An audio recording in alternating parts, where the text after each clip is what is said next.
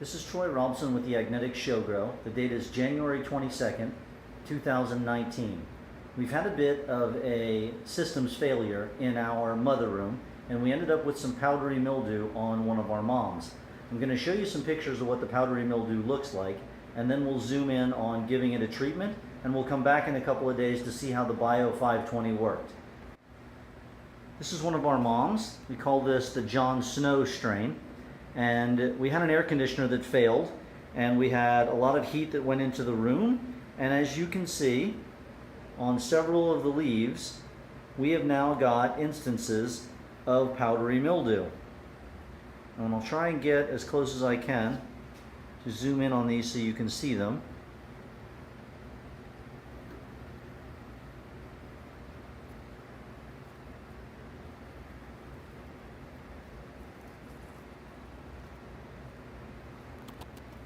A little tough to bring into focus exactly. Let's try some that's on the far side. Here we go. Here's a really strong inference of powdery mildew on the plants. And now we're going to mark these plants with blue tape around all of the instances where we see the powdery mildew. As you can see, there's a little bit of blue tape behind it on this stem so we can see where we did the treatments at. And we'll be coming back tomorrow and the next day and checking the results of a Bio 520 foliar and find out how well that worked for us. This is Troy Robson. We're back in the clone room at the AGNETIX Show Grow, and we're doing a follow-up on the plant that we treated yesterday for powdery mildew with Bio 520. This is the same mother plant that we looked at yesterday that had powdery mildew in all of the areas where we put the blue tape.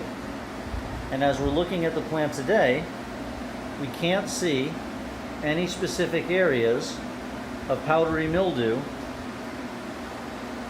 that have so far been untreated after soaking the plant yesterday with Bio 520.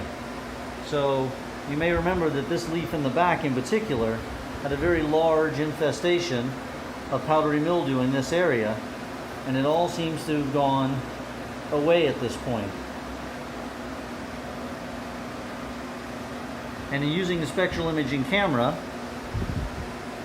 we've been able to look at the plant up close in ultraviolet light to see if there's any fluorescence or bioillumination from the powdery mildew, and at this point we don't see any on the plant itself, and I'll upload those pictures secondarily.